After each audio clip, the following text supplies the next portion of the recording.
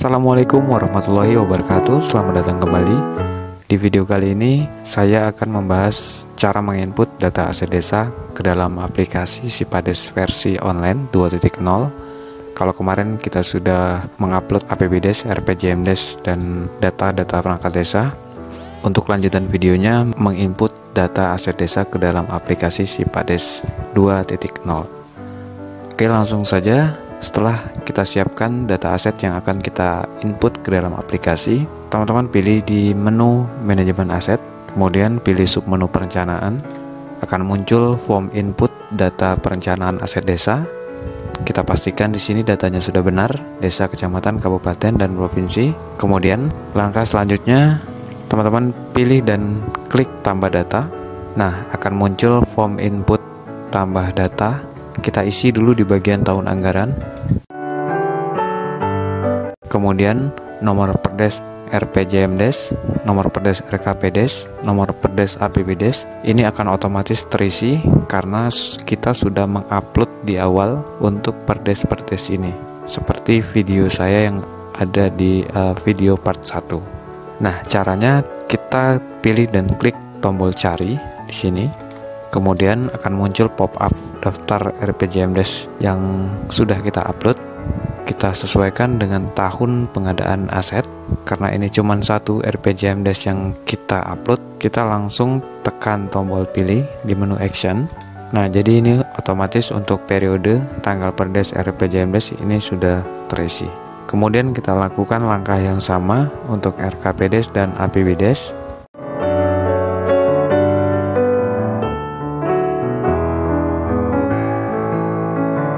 Kemudian setelah kita mengisi nomor RPJMDes, RKPDes, dan APBDes, kita lanjutkan ke bidang. Teman-teman pilih di sini. Kita sesuaikan bidang aset yang akan kita masukkan ke dalam aplikasi. Misalnya di sini saya contohkan bidang penyelenggaraan pemerintahan desa. Kemudian sub bidang penyediaan sarana prasarana pemerintahan desa. Teman-teman bisa sesuaikan dengan kondisi aset. Kemudian kita scroll ke bawah seperti ini. Kita isi di bagian jenis kegiatan. Nah, di sini ada paket kegiatan.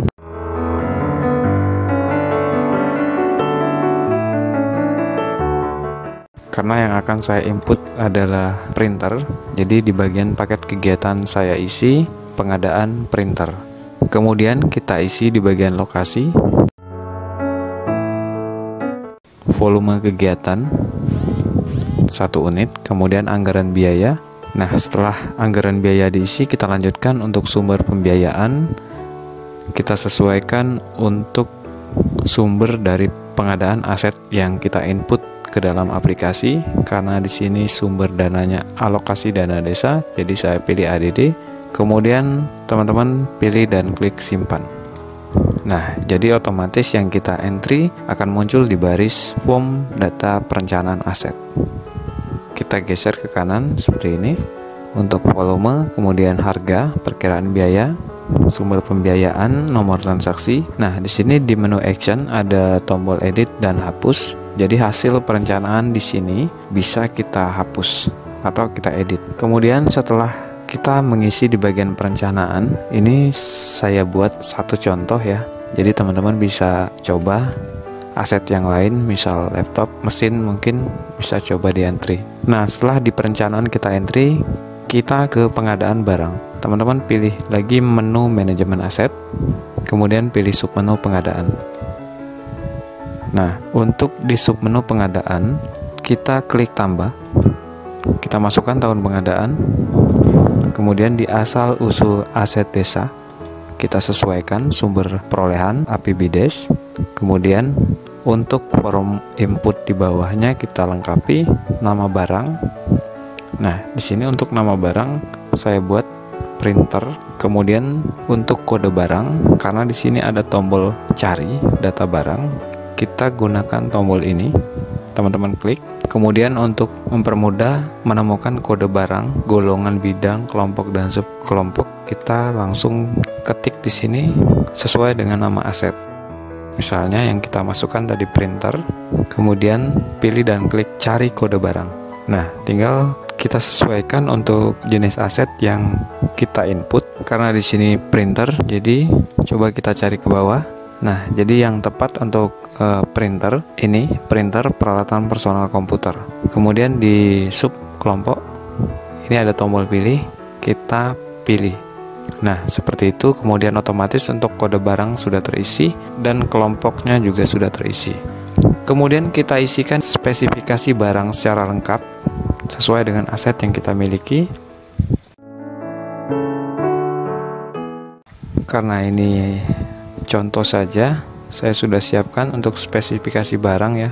Seperti ini, usahakan selengkap-lengkapnya.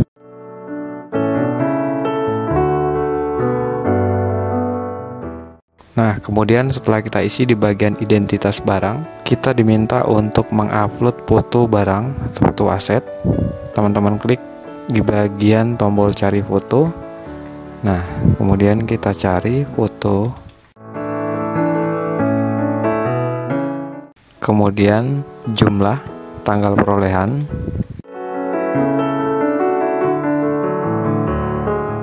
Keterangan di sini bisa kita buat printer.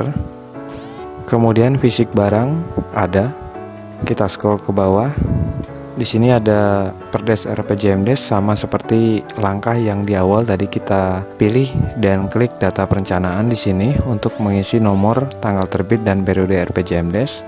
Kita klik di sini, akan muncul baris bidang di sini, pilih bidang, sesuaikan dengan aset yang tadi kita input. Kemudian di sini ada menu action dan tombol pilih, teman-teman pilih. Ini juga otomatis terisi untuk di bagian bidang, subbidang dan jenis kegiatan. Kemudian kalau semuanya sudah diisi, di sini masih belum kita isi untuk realisasi belanja. Nah, kalau sudah semua diisi, teman-teman pilih dan klik simpan. Jadi data aset yang tadi kita entry akan masuk ke baris form pengadaan aset desa. Seperti yang teman-teman lihat di bagian peralatan personal komputer, printer inject ini ada di bagian menu action, tombol hapus dan edit. Sedangkan untuk yang data aset di bagian atas ini seperti meja kayu, kemudian laptop, ini tidak ada tombol edit dan hapus di menu action. Ini bisa teman-teman lihat di bagian status transaksi, tutup transaksi. Yang tidak ada tombol edit dan hapus ini artinya sudah tutup transaksi. Kemudian yang belum tutup transaksi ini masih bisa kita perbaiki, masih bisa kita edit atau kita hapus. Nah, sebelum kita tutup transaksi, pastikan data yang kita masukkan itu sudah benar, mulai dari jenis aset, jumlah aset, dan harga aset yang kita miliki. Jadi teman-teman bisa klik detail untuk melihat hasil entrian. Nah, di sini. Kemudian kalau sudah selesai, baru kita bisa tutup transaksi. Untuk selanjutnya kita masuk ke menu penata usahaan. Caranya teman-teman checklist di bagian sini, kemudian pilih dan tutup transaksi. Sekali lagi, pastikan data yang sudah kita entry ini sudah benar. Kemudian baru kita klik tutup transaksi. Nah, ada pop-up di sini, yakin transaksi ini akan ditutup, teman-teman pilih OK. Nah, jadi yang tadi di menu action ini ada tombol hapus dan edit sudah tidak ada lagi. Kemudian setelah kita isi di bagian form data pengadaan aset, kita ke menu manajemen aset, kemudian penata usahaan, pilih submenu register barang. Nah, jadi setelah tampil form register label aset desa, di sini untuk yang sudah dilabelisasi, teman-teman bisa lihat untuk jenis aset yang sudah dilabelisasi, keterangannya di sini sudah label. Dan yang baru kita entry tadi printer ini belum dilabelisasi. Jadi kalau belum dilabelisasi, statusnya masih ada di menu action, ini tombol register. Begitu kita mencetak label, aset yang tadi kita entry tidak akan muncul di sini. Mohon maaf, sebelum kita cetak label ini kita checklist dulu. Nah, seperti itu. Nah, jadi aset yang tadi kita masukkan itu belum masuk ke sini karena belum dilabelisasi. Jadi caranya kita pilih tombol register di menu action ini untuk aset yang tadi kita masukkan. Teman-teman pilih dan klik register. Kemudian kita tunggu prosesnya. Jadi untuk kecepatan website ini, aplikasi ini tergantung dengan speed internet yang kita pakai. Kalau internetnya lambat, prosesnya juga lambat. Nah, jadi seperti ini ya. Kalau yang sudah kita register, Di menu action ini tidak ada lagi tombol register. Dan begitu kita cetak label, nah, aset yang tadi kita entry itu sudah ada label. Oke, sampai di sini perencanaan aset, pengadaan dan register label atau labelisasi. Untuk lanjutan video ini saya posting di lain waktu.